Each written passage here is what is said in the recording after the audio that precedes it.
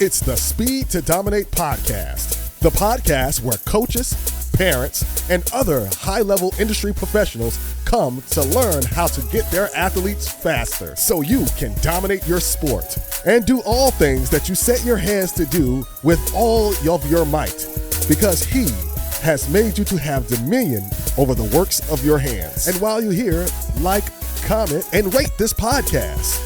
Welcome to the Speed to Dominate podcast. I'm your host, Coach Harper. As always, I'm excited to talk with you, to be here with you, and to have this space, this platform where I can teach and I can give people information and you guys can grow and learn and do the things that you set out to do. Well, today we're going to be talking about the 4 mistakes that your kids are making that's keeping them from running faster. And I said that the very first time without messing up, because it took me like 5 times in practice to try to figure it out. But we got it out. We got it, and we got it out, and we got it the first time without screwing it up. So we're going to be talking about these 4 things. And if you remember from last episode, which would be episode 9, if you go back and listen to that, I kind of set the stage of what we're going to be talking about today, because we talked about mechanics. And what are mechanics? Mechanics are the things that we do that gets our to have us run properly, or have our young athletes run properly, or you're a youth athlete, or your college athlete, right? Your young adult. It works for everybody, but we specifically talk about youth athletes here so we can get them, because there's a few things that are different that youth athletes do different from, older athletes. One being lifting weights. And I know that people will jump up here and they'll say, it's okay to lift weights. And while that's important, we'll talk about that on another podcast. I think we already done that. So we won't jump into that today here, but we will talk about those 4 things that's keeping your youth athletes from running faster. And I did it a second time without messing up. Great. All right. So like I said, in episode 9, we talked about, kind of set the stage, talking about mechanics, the things that they have to do to run properly. And once they start running properly, they're going to automatically unlock speed. They're going to get they could get 3x to 4x faster in a very, very short amount of time, because we've spent time working on the actual mechanics. All right. And like I said, I have a method that I use that I've been using over the last 14 years that can get very, very, very speedy results. And I have that inside of my Speed to Dominate program. Speed to Dominate podcast. Speed to Dominate podcast, Speed to Dominate program. The program, not the podcast. All right. So I talk about that in the Speed to Dominate program. We have that's available. Man, it's amazing. And we've got a couple of people in the program and they're loving it. And we've gotten tons and tons of results in a very, very short amount of time. And it's going very, very well. So shout out to the Speed to Dominate people in the Speed to Dominate program club, whatever you want to call it. Yay. Hand clap of praise there. I don't want to do it right now because I don't want to mess up anything in my audio. But yeah, so we set the stage for that in episode 9. So go back to listen to that if you haven't listened to that already. And we're going to move on today, and we're actually going to talk about those 4 mistakes. And I kind of touched on it in episode 9 as well. And so what are these 4 mistakes that your youth athletes are making? And like I said, I talked about this last episode. I keep mentioning that because I want you to listen to it. Well, my daughter, Chloe, like I said, we started with her. She didn't know how to run. She got out there and she was running with her track team, but we really needed to stop her and break her down and break all of the mechanical things down. So all of the form, all of the correct running. All right. So we taught her how to run correctly, AKA mechanics. We taught her the mechanics of sprinting. And you can literally, and I didn't notice until I think it was yesterday, I was putting out video. I was putting out an Instagram video of Chloe jumping her long jump in her championship meet that she had, the Spring League Championship meet. So she had won there. She actually won that meet by a wide margin. That put her number 2 in the country. And I was looking at her. I was trying to find some footage of her doing some drills so I could cut that into my video from yesterday. And if you haven't seen that on my Instagram, you can go to my Instagram right now and you can see that video up there. But I was trying to find video of her, and I found some video of her actually doing an A skip. So I put together this A skip video, and I was watching her form coming down the runway, and I think that was her second meet that she ever did. And I was watching her come down the runway, and I was like, man, her arms are always flailing out to the side, and man, I was like, I know I was working with her, and she actually improved that week in her long jump. And so then I found the video of her in her long jump from her championship meet, and I said, let's take a look at that. So I put that down there, and I started watching her come down the runway. I was like, oh my gosh, look at the difference. And I didn't notice it when we were doing it, but I noticed it. Or maybe I had noticed it when we were doing it. I just overlooked it because I've done it so much that it doesn't phase me anymore when I see it done correctly after I've taught it, right? But she's coming down the runway, and I'm looking at the video. I was like, oh my gosh, this is the difference of where she is now, in this video, as opposed to the very first video. Like, there's a major difference. And it didn't dawn on me back then, but it dawned on me then when I looked at it. I was like, this is a major, that's the reason why she's able to generate more speed. That's the reason why she was able to generate a bigger jump. And that's the reason why she got to where she got to in such a short amount of time, because I drilled that in her. I drilled those things. And in a short amount of time, we're talking about four weeks or less, where she was able to change over and start to get it right. And so, man, this stuff is very, very, very important, very, very imperative that you implement these things as soon as possible with your youth athlete. So I'm going to tell you what these 4 things are, okay? And we're going to talk about what they do for us, okay? So the 4 mistakes that your kids are making that's keeping them from running faster is 1, arm swing, 2, knee drive, 3, body position, and 4, foot placement. And all of these are super, super critical to the success of your youth athlete. So let's talk about this. So first of all, we're going to talk about this arm swing. Now, arm swing is good. It's super important for balance and stability. Like, have you ever tried to run without your arms? Like, try to run without your arms. Like, do it now. Like, I'm gonna give you like 20 seconds. You can get up and run and try to run without your arms. It's kind of difficult, right? It's very difficult. Like, you gotta try to do something. You gotta push it. Like, try to hold them up, and like, you're not going to go very fast if you're trying to do that. And we can always wonder, or we know now, why police put you in handcuffs, because you can't run without your arms. Like, that's one of the major components to running. So it's good for balance and stability. Your arms play a significant role in maintaining balance and stability when you run. When you swing your arms in coordination with your legs, together with your legs, it's going to help counterbalance the movement, and it helps keep you upright. It's also going to help you get momentum. And again, like I said, that's why the police cuff you. They put handcuffs around people, because they know if you don't have your arms, you cannot run. And you can run, but you're not going to go very fast, and you're not going to go very far. All right. So because you need that for balance. All right. And so the next thing is momentum, right? The motion of your arms helps generate your momentum forward. It's like pulling yourself. All right. Like pulling yourself.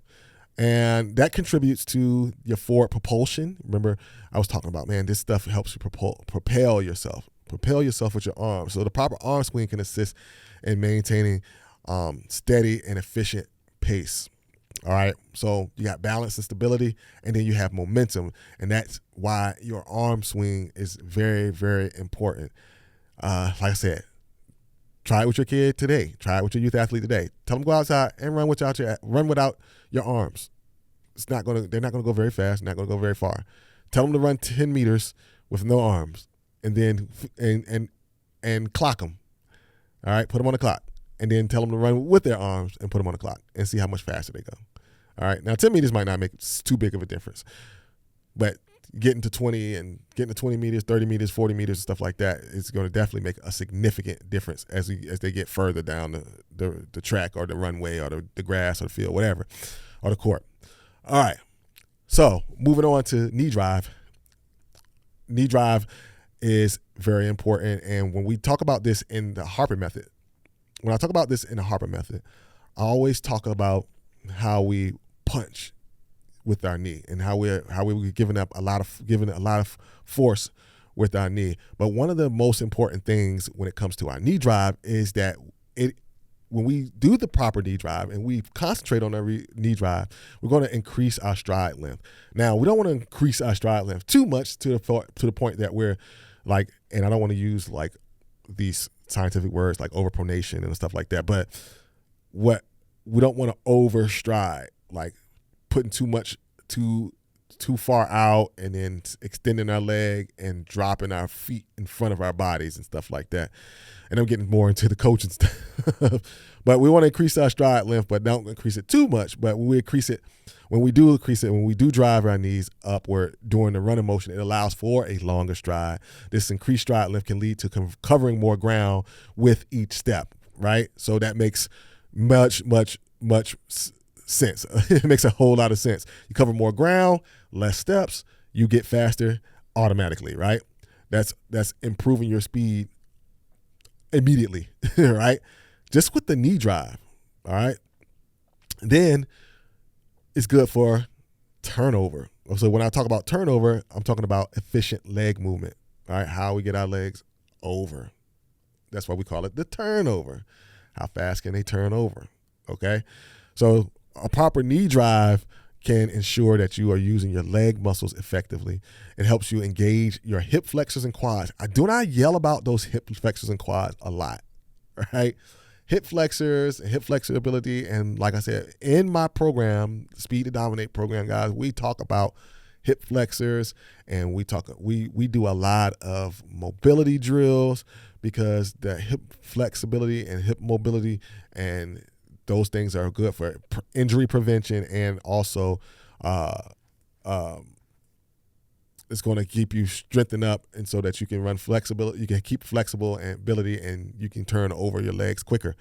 So we talk about that so much that inside of this program and making sure that you are doing that so you can promote a more powerful and efficient running stride. The more powerful and efficient your running stride is, then you can go, or your youth athlete can go much faster. Okay? All right, so moving on to body position, all right? Body position, man, and I got to sit back for this one because body position, man, body position is so important because there's these things that were put here on this earth by our creator. I'm going to call him God. You can call him whatever you want to call him, but I'm going to call him God. So he put these beautiful laws into place, the laws of physics, the physics laws, the laws of energy and energy transfer, and all these different scientific things that you don't think that you would get inside of running. You just think, okay, running, you just run like this and you go faster, right? No, but there's scientific things, you know, that we can pull from when it comes to force and forces of nature and energy transfer and all these different type of things that I'm going to cut down and make it simple for you to listen to and understand, that help you when you're running. And if we work against these forces of nature, if we work against this energy and this energy transfer, then it's going to work 10 times against us. Okay, so we can't work against it. We have to work with it. And I talk about this all the time, especially in my lives, that when you work with these things, it's going to reward you very, very much. So body position is super key when it comes to running faster. Okay, so body posture, and maintaining the right body position is vital for running efficiently. A slight forward lean with the ankles, from the ankles, not the waist, allows for better propulsion and minimizes energy waste, okay?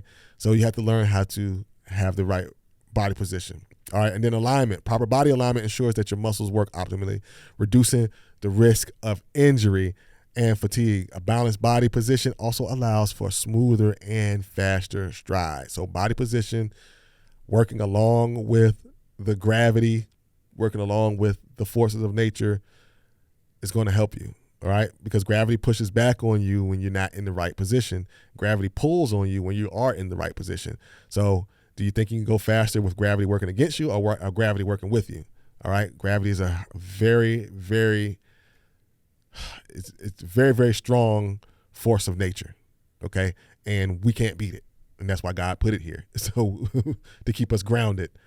No pun intended. All right. So the last one is, and I think the last one here, foot placement, is probably one of the most important one of all, because again of these reactions, these force reactions, these gravity and everything else. All right. So foot placement is very important because we have this thing called ground reaction force. And I've talked about that, I think, in episode 5, when I was talking with my old ball coach, my old coach, Daddy O's. And if you haven't listened to that, go back and listen to that. When I talked to him about ground reaction force and how that ground reaction force plays a role in our sprinting and in our long jumping. All right. And he said it depends on the surface. You know, the surface plays a big role in it, obviously, because when you have a more bouncier surface like a track, then you're going to propel a lot faster if you use the ground reaction force to your advantage. And you have to understand inside the realm of your own body. If you understand what your body can do and how to do it with your body, then you're going to be able to go. And that is a lot. That comes a lot down to having a good coach and having a coach tell you how you can use what you have and know you have the ability and understand how you use your body with the surface and the force. And I'm telling you, it's a lot of stuff to deal that we do. So when we talk to older athletes, when we're talking to professional athletes, when we're talking to college athletes, we can talk to them like that. When we're talking to younger athletes, we just kind of explain the concept of equal opposite force. However, how much force you put into the ground, and so this is what ground reaction force is, by the way. However much force you put into the ground is going to give you that same exact force back in the opposite direction. So if you're landing with your feet incorrectly, then that ground reaction force is going to work against you. But you need to know within the realm of your body and how you move and everything like that, how to place your feet correctly so that it'll propel you forward. Okay? So, foot strike. The way your foot lands on the ground. So when I talk about striking the ground with your foot, that just talks about the way your foot lands on the ground, and that affects your running speed and your injury risk. Okay, and I just did a video about that on my TikTok and on my Instagram, and I think it did 300,000 views on it, as it should, as all of my videos should. But it did that because it was information that people needed to know, that it is going to be hurting your youth athletes if they're running incorrectly. And man, studies suggest that running incorrectly can literally raise your child's or your youth athletes' injury proneness, I should say. However, your kids can get injured up to 40% more if they're running incorrectly. So we need to make sure that we're striking the ground with our foot the correct way. So striking the ground the correct way is generally more efficient for speed and reduces the risk of impact-related injuries, all right, especially to the knees. We talked about that. And then push off, all right? Push off is just the way your foot pushes off the ground determines how much force you can generate, okay? So remember, we talked about, and we're going to talk about this more, we're going to be talking about power over force. So, we're going to be talking about that. So how much force you can generate pushing off your feet provides a stronger and more efficient push, propelling you forward. Okay. So foot strike and push off for the foot placement is uber important. And we need to make sure that we are doing these things correctly. So, if I have to wrap everything up, I like to say that, paying attention to their arm swings, your knee drive, your foot placement, your body position, those 4 things, guys, because most youth do these wrong. A lot of adults do this wrong. A lot of college athletes do this wrong, especially basketball. Man, basketball. As a track coach, watching these basketball players run up and down the court, men and definitely on the women's side, I cringe because I'm like, oh, they just need to learn how to run properly. If they learn how to run properly, they could score 3 times more points because they're just faster than everybody. They learn how to run right. All right. So just those things can significantly impact your running performance. So these all elements, they work together, guys, to enhance your efficiency, your speed, and overall running form. It's going to lead to better results and reduced injury. That's the main key, reducing our injury, keep our youth athletes on the field longer so they can learn more, get better, and get better skill-wise as well, and become just total beast of athletes. Right? So proper training and form drills can help you develop and refine these aspects so your youth athletes can become better runners. And if you need help, I am here, brothers and sisters, to help you. If you just go to www.speedtodominate.com, speedtodominate.com, I created a video over there, and that video is going to show you how you can get your youth athlete to run faster without leaving your backyard. I did a case study on my daughter, Chloe, and I gave you the step-by-step instructions on how I took her from where she was to being number 2 in the nation. And I put all that together inside of a video, absolutely free for you. In order for you to get free, unlimited access right now, just go to www.speedtodominate.com. Give me your best email address. I'm going to send it to your email, right to your inbox. You'll be able to watch that video. And if you feel like you want to work with me, and if you are a good fit, because we just don't work with anybody. I just don't work with anybody. And that's the reason why my wife is like, man, you really need to start working with more people. I'm like, I don't work with anybody. We're only going to work with people who are serious about this and have a desire to be better, because those are the people who are actually going to go do the work, and they're actually going to get the work done, and they're going to get the results that they're there to get. We don't want anybody that's going to, get into the program and then they're going to let it sit for the next 30 days before they even start the first thing. No, we want people that's going to get in, take action right now, and get the results. So go to speedtodominate.com, www.speedtodominate.com. Get the video. And if you feel like you want to work with us, and if we found out that you're a good fit, you can click the button, under the video, and then schedule a call with me. So you can schedule a call with me, and if you schedule a call with me, then we'll talk about all of those things, and I'll give you a personalized plan for absolutely for free. I'll give you a personalized plan, tell you exactly what you need to do, and you can take that plan and you can use it, and you can implement it yourself. That's totally fine. Or you can have me help you implement it. That's obviously totally fine, as if you're a good fit for the program. Either way, it's fine. Just make sure that you guys get the information that you need. So go to www.speedtodominate.com. And with that being said, I'm Coach Harper. Remember that everything that you do today affects your future. So remember, tomorrow, I'm Coach Harper, and I will talk to you next time.